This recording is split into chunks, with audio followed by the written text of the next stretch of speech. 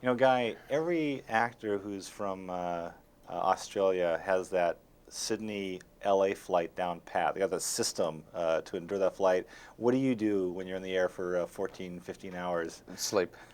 Well, actually, it's getting more difficult to sleep these days. It's more about reading scripts and concentrating on that. But it's a good flight to actually sleep on. The Right. flight to Canada is not so great. That's a little difficult. Right. You know, Nicole Kidman had this great story that when she first came to LA, her defining moment that she was in Hollywood is she was in the hotel and she turned on the TV and she saw there was like 40 different channels on the television. What was your first Hollywood moment? I think probably the same thing. I'm a Libran, and so making decisions for me is very difficult. And to go through the channels 6 million times and not remember what was on the first one, you just give up. Uh, the actually, one of the first negative things that I picked up on was the smog. That really surprised me. I was really amazed at that. And the first time I arrived in Hollywood was in the middle of summer, and it was pretty hot. And in Melbourne, where I come from, it's hot, but it's not so humid, and it was pretty humid. You know, a friend of mine has these 1940s cars, and he rents them to movie companies sometimes as atmosphere in the background. He always gets thrown off the set because he's so paranoid that the actors are going to scratch the cars up or they'll drive them too fast. Actors never do things like that. How could he possibly think that? Well, what kind of adventures did you have with the automobiles in this film, and what was your reaction to seeing all those great cars? I really enjoyed it. I actually, at home, I drove a 1962 S-Series Chrysler Valiant. So as soon as I saw these cars, I was right into them. And the guys were saying, "You're going to find it very difficult to drive, blah blah blah blah blah." And I said, "No, actually," and I was quite proficient at it. Now, how jealous were the other cast members of Kevin Spacey and the clothes he got to wear in this film? It wasn't fair at all, really.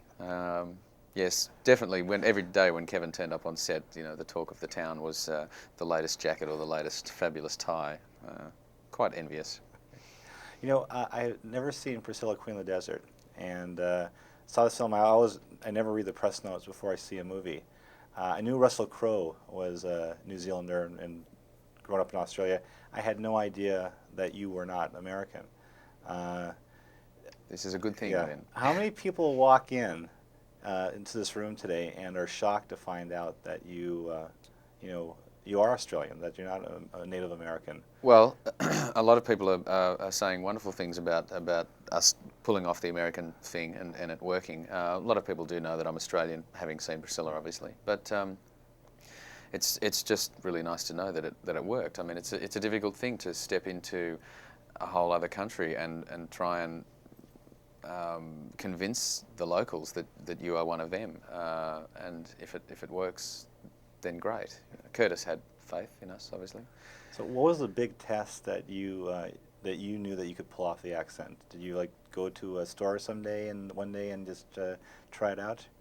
Well, I'd spent a bit of time coming backwards and forwards to LA since the release of Priscilla, and I found that I was going to meetings and talking to people just the way that I talk, and at the end of the meetings, people were saying, you're going to have to lose the accent because you can't work here with that accent. I'm really sorry. And so eventually I thought, well, why don't I just go to the meetings and I'll just talk with an American accent. And I would get to the end of the meetings and they'd say, it's funny, you don't have an Aussie accent for an Aussie. So I thought, well, that clinched it for me. If the casting people can't tell, then I'm okay. You know, I did a tour one time in Europe with a whole bunch of Australians, and every day they were whining about there's no Vegemite, there's no Foster's, there's no Vegemite. What were the things that you missed on the set in L.A.?